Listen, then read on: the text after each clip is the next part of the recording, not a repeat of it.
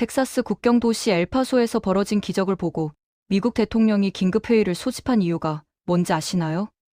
지금 미국 한복판에서 정말 미친 일이 벌어지고 있거든요.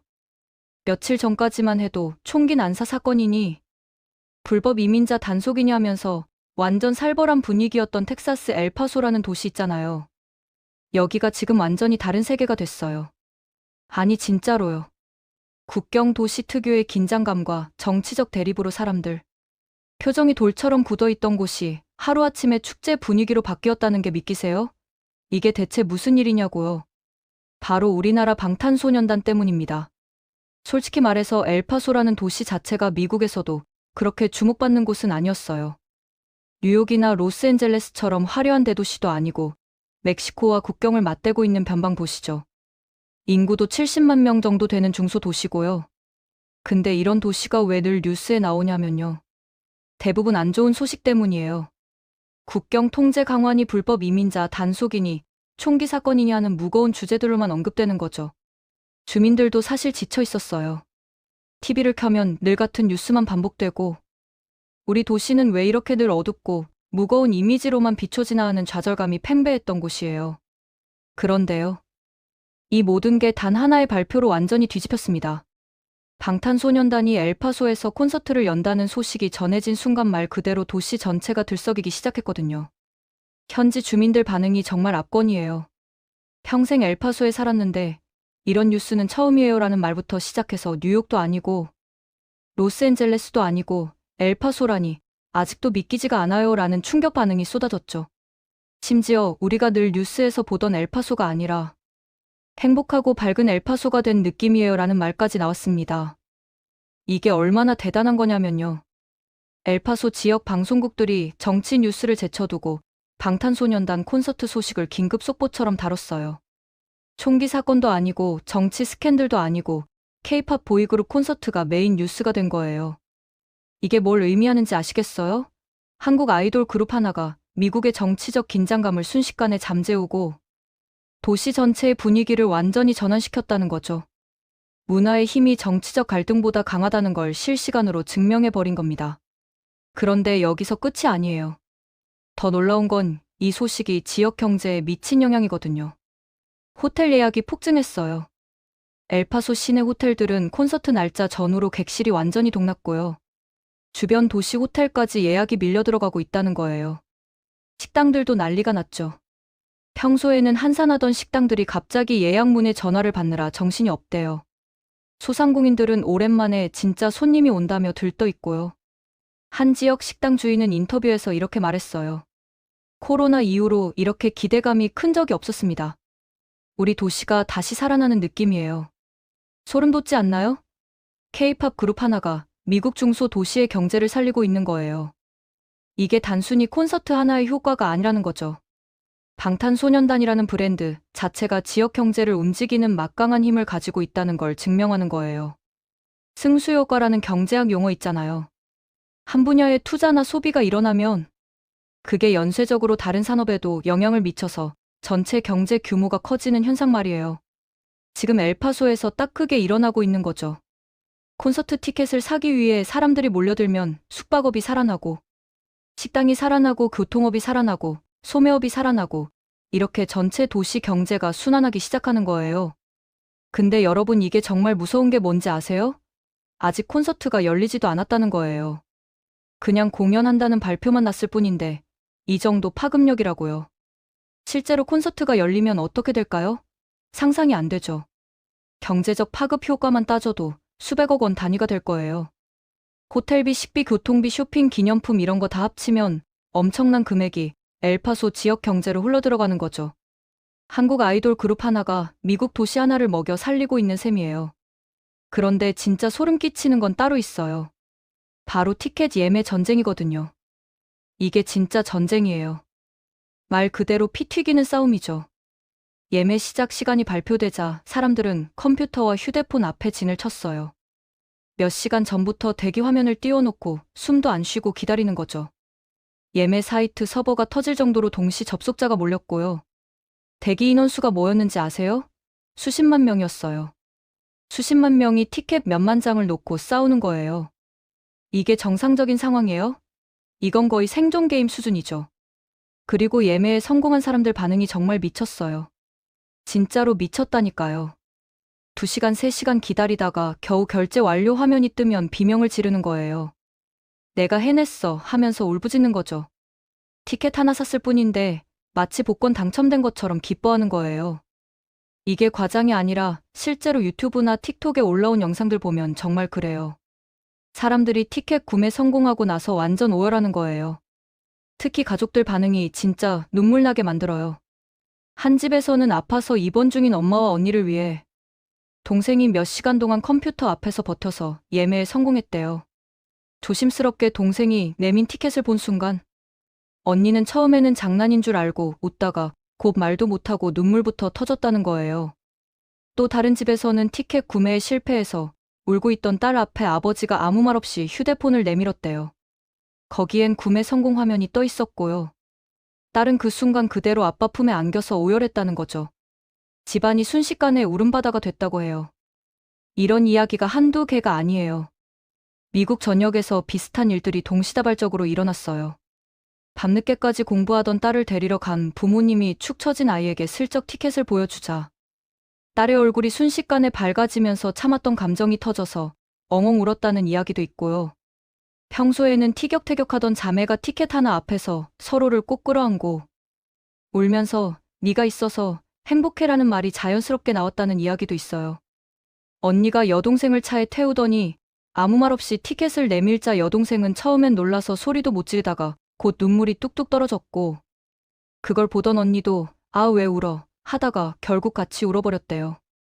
이게 뭘 의미하는 거냐고요? 방탄소년단이 단순히 음악을 하는 그룹이 아니라는 거예요. 이 사람들은 사람들의 인생에 직접적인 영향을 미치고 있어요. 가족 간의 유대를 강화시키고 사람들에게 행복을 주고 희망을 주고 있는 거죠. 이게 엔터테인먼트의 본질 아니겠어요? 사람들을 즐겁게 하고 행복하게 만드는 게 엔터테인먼트의 역할인데 방탄소년단은 그걸 완벽하게 해내고 있는 거예요. 아니 완벽하게를 넘어서서 그 이상을 하고 있죠. 그리고 여기서 정말 웃긴 게 뭔지 아세요? 엘파소에 방탄소년단을 데려온 사람이 지금 그 도시에서 진짜 영웅 취급받고 있다는 거예요. 엘파소 지역 방송국이 그 사람을 직접 스튜디오에 초대해서 인터뷰했어요. 도대체 어떻게 이게 가능했습니까? 비하인드 스토리를 말씀해 주세요 라면서 정말 국가 공로자 대하듯이 모셔다가 인터뷰한 거죠. 그 사람 말에 의하면 작년부터 물밑 작업을 했대요.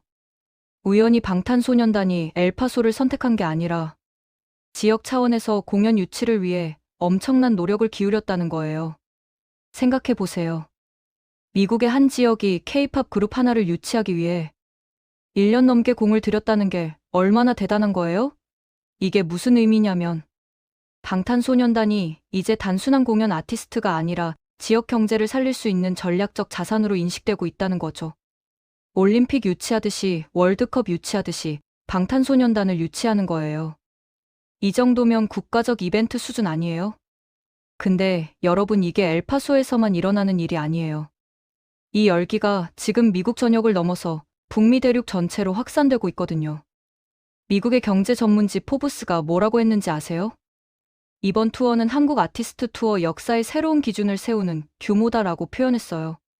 포브스가 누구예요? 세계 최고 권위의 경제지잖아요. 그런 곳에서 한국 아티스트의 투어를 역사적 사건으로 평가하고 있다는 거예요. 이게 얼마나 자랑스러운 일이에요? 로이터 통신도 가만히 있지 않았죠.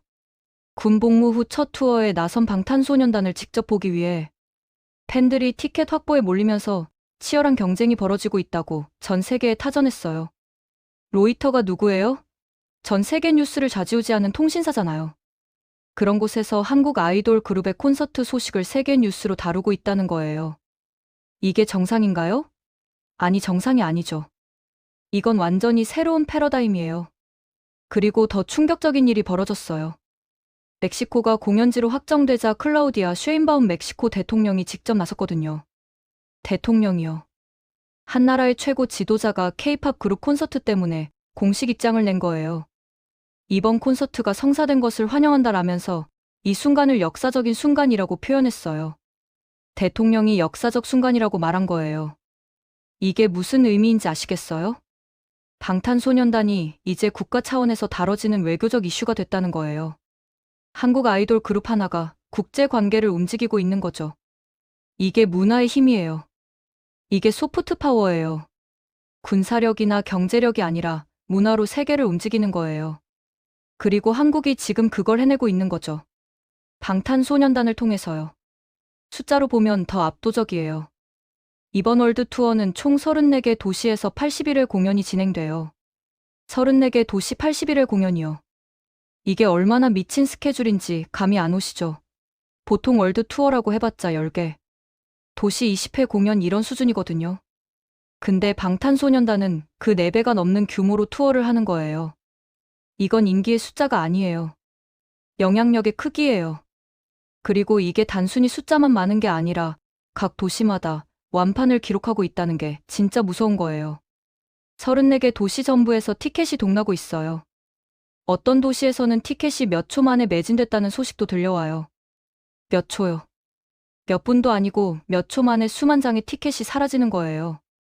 이게 정상적인 상황이에요? 이건 거의 자연 현상 수준이죠. 각 공연장 규모도 장난 아니에요.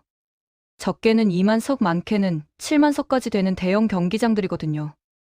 그런 경기장을 81번이나 채운다는 게 얼마나 대단한 거냐면요. 단순 계산만 해도 총 관객 수가 300만 명이 넘어요. 300만 명이요. 이게 얼마나 많은 숫자인지 감이 안 오시죠? 부산 인구가 340만 명 정도 되거든요. 거의 부산시 전체 인구만큼의 사람들이 방탄소년단 콘서트를 보러 간다는 거예요. 그리고 이 300만 명이 다 북미 지역 사람들만은 아니에요. 전 세계에서 사람들이 몰려들고 있어요. 유럽에서, 아시아에서, 남미에서, 심지어 아프리카에서도 사람들이 비행기를 타고 미국으로 날아가고 있다는 거예요. 방탄소년단 보려고요. 이 사람들은 티켓값만 내는 게 아니에요. 비행기값, 숙박비, 식비, 교통비, 쇼핑비 다 합치면 1인당 최소 수백만 원은 쓰는 거예요. 300만 명이 각자 수백만 원씩 쓴다고 생각해 보세요. 이게 얼마나 천문학적인 금액이에요? 경제학자들이 계산해 본 결과 이번 방탄소년단 북미 투어로 인한 경제적 파급 효과가 수조 원대에 달할 거라고 해요. 수조 원이요. 중소기업 매출액이 수조 원이거든요. 아이돌 그룹 하나가 중소기업 하나만큼의 경제적 가치를 창출하고 있는 거예요. 아니 어쩌면 그 이상일 수도 있죠. 왜냐하면 이건 단순히 직접적인 경제 효과만 계산한 거고 브랜드 가치나 국가 이미지 재고 같은 무형의 가치까지 합치면 그 금액은 상상을 초월할 거예요. 그리고 여기서 정말 중요한 포인트가 있어요. 방탄소년단이 이렇게 엄청난 영향력을 발휘하고 있다는 건 단순히 그들이 대단하다는 것만을 의미하는 게 아니에요. 한국이라는 나라의 문화적 위상이 그만큼 높아졌다는 걸 의미하는 거죠. 20년 전만 해도 상상할 수 있었겠어요? 한국 아이돌 그룹이 미국 대통령보다 더 큰 환호를 받는 시대가 올 거라고요. 한국 가수의 콘서트 때문에 외국 대통령이 환영 성명을 발표하는 시대가 올 거라고요. 이게 바로 문화 강국의 힘이에요. 우리가 흔히 선진국이라고 하면 경제력이나 군사력을 떠올리잖아요. 물론 그것도 중요하죠. 근데 진짜 선진국은 문화로 세계를 움직이는 나라예요. 사람들이 동경하고 따라하고 싶어하는 문화를 가진 나라요. 과거에는 미국이 그랬죠. 할리우드 영화와 팝 음악으로 전 세계 젊은이들의 마음을 사로잡았잖아요. 그게 미국의 힘이었어요. 근데 지금은 어떤가요? 한국이 K-팝과 K-드라마로 전 세계 젊은이들의 마음을 사로잡고 있어요. 넷플릭스 글로벌 차트 상위권이 한국 드라마로 도배되고 있고요. 빌보드 차트에 한국 노래가 계속 오르내리고 있죠. 전 세계 젊은이들이 한국어를 배우고 한국 음식을 먹고 한국 패션을 따라하고 있어요. 이게 얼마나 대단한 거예요? 특히 방탄소년단은 그 중에서도 정점에 있어요. 이 사람들이 한 일이 뭐냐면요. K-팝이라는 장르를 메인스트림으로 끌어올린 거예요. 틈새 시장에 머물러 있던 K-팝을 대중문화의 중심으로 가져온 거죠. 빌보드 차트 1위도 그렇고 그래미 무대도 그렇고 UN 연설도 그렇고 이 모든 게 방탄소년단이 이룬 업적이에요. 그리고 그게 단순히 방탄소년단만의 성공이 아니라 한국 대중문화 전체의 위상을 끌어올린 거죠. 지금 후배 그룹들이 더 쉽게 해외 진출할 수 있는 이유가 뭐겠어요? 방탄소년단이 길을 닦아놨기 때문이죠. 방탄소년단이 K-팝에 대한 인식을 바꿔놨기 때문이에요. 예전에는 K-팝 하면 아시아권 음악 정도로 치부됐어요. 근데 지금은 어때요? K-팝이 글로벌 음악 시장의 주류로 인정받고 있잖아요. 이게 다 방탄소년단 덕분이에요. 그리고 이게 음악 산업에만 국한된 게 아니에요. 한국 문화 전체에 대한 관심으로 이어지고 있어요. 방탄소년단 팬들이 한국어를 배우기 시작하면서 한국어 학습 앱 사용자가 폭증했고요. 한국 음식에 대한 관심이 높아지면서 한국 식당들이 해외에서 대박을 내고 있어요. 한국 화장품과 패션에 대한 수요도 엄청나게 늘었죠. 이게 다 연쇄 효과예요. 방탄소년단이라는 하나의 작은 씨앗이 거대한 나무로 자라나서 한국 문화 전체를 세계에 뿌리고 있는 거예요. 그리고 이건 경제적 가치로만 환산할 수 없는 부분이에요. 국가 이미지라는 게 얼마나 중요한지 아세요? 예전에는 한국 하면 뭐가 떠올랐겠어요? 전쟁이요. 분단국가요. 가난한 나라요. 이런 이미지였죠. 근데 지금은 어때요? 한국 하면 K-팝, K-드라마, K-뷰티, K-푸드 이런 게 떠오르잖아요. 멋지고 세련되고 트렌디한 나라로 인식되고 있어요. 전 세계 젊은이들이 동경하는 나라가 된 거죠. 이게 얼마나 대단한 변화예요? 불과 한 세대 만에 일어난 일이에요. 우리 부모님 세대만 해도 상상할 수 없었던 일들이 지금 현실로 일어나고 있는 거예요. 그리고 그 중심에 방탄소년단이 있는 거죠. 이 사람들이 단순히 노래 잘하고 춤 잘 추는 그룹이 아니라 한국의 국격을 높이고 국가 이미지를 개선하는 문화 외교관 역할을 하고 있는 거예요. 실제로 외교부에서도 방탄소년단을 문화 외교의 핵심 자산으로 보고 있어요. 이 사람들이 해외 공연을 할 때마다 한국 대사관에서 적극적으로 지원하고 있고요. 왜냐하면 방탄소년단 공연 하나가 수백억 원짜리 홍보 효과를 내거든요. 정부가 광고 대행사 고용해서 홍보하는 것보다 훨씬 효과적이에요. 방탄소년단이 무대에 서는 것만으로도 한국에 대한 긍정적 이미지가 전 세계로 퍼져나가는 거죠. 그리고 이건 단기적인 효과가 아니에요. 장기적으로 봤을 때 엄청난 가치를 가지고 있어요. 지금 방탄소년단 팬인 10대, 20대들이 나중에 사회의 주역이 되잖아요. 이 사람들이 한국에 대해 긍정적인 이미지를 가지고 있으면 나중에 한국과 그들 나라 사이의 관계에도 긍정적인 영향을 미칠 거예요. 한국 제품을 사고 한국을 여행하고 한국과 비즈니스를 하고 싶어 할 거예요. 이게 바로 문화의 힘이에요. 그래서 제가 말하는 거예요. 방탄소년단의 성공은 단순히 한 그룹의 성공이 아니라 한국이라는 나라의 성공이라고요. 이 사람들이 세계 무대에서 활약할 때마다 한국의 위상이 높아지는 거예요.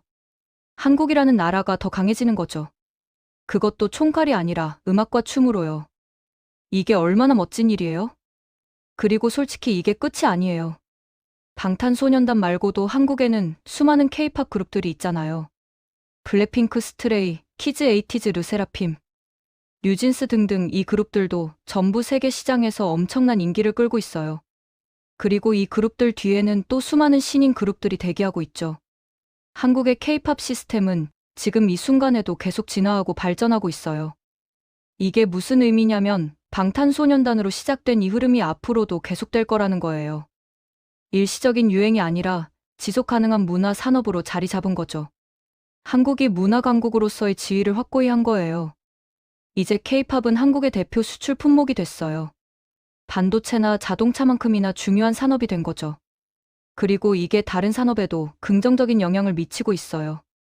한류 열풍으로 한국 화장품 수출이 늘고 한국 패션 브랜드들이 주목받고 한국 음식이 세계화되고 있잖아요.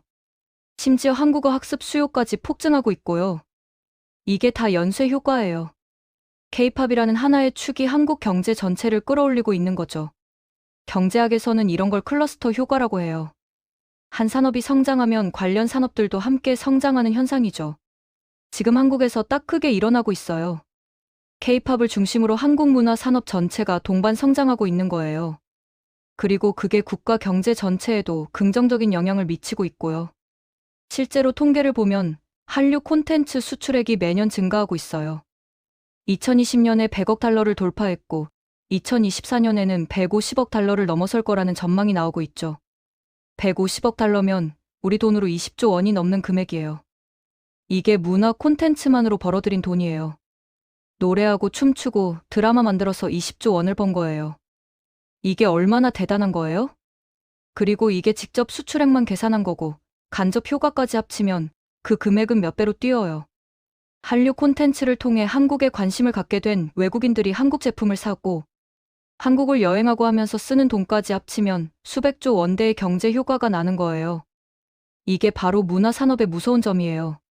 직접적인 매출보다 간접 효과가 훨씬 크다는 거죠. 그래서 선진국들이 문화산업에 투자하는 거예요. 미국이 할리우드를 키운 이유가 뭐겠어요? 영화 한 편으로 수백억 원을 벌 수 있어서가 아니에요. 그 영화를 통해 미국의 가치관과 라이프 스타일을 전 세계에 전파할 수 있기 때문이에요. 그게 장기적으로 미국에게 엄청난 이익을 가져다 주는 거죠. 한국도 지금 똑같은 일을 하고 있는 거예요. K-팝과 K-드라마를 통해서요. 특히 방탄소년단은 그 중에서도 가장 성공적인 케이스예요. 이 사람들이 이룬 성과를 보면 정말 경이롭거든요. 빌보드 차트 1위만 해도 대단한 건데 그걸 여러 번 했어요. 그래미 어워드 후보에도 올랐고요. UN 총회에서 연설도 했죠. 백악관에 초대받기도 했고요. 이게 가수가 할 수 있는 일인가요? 이건 거의 국가 원수급 대접이에요. 재밌게 보셨다면 구독과 좋아요, 알림 설정 부탁드립니다.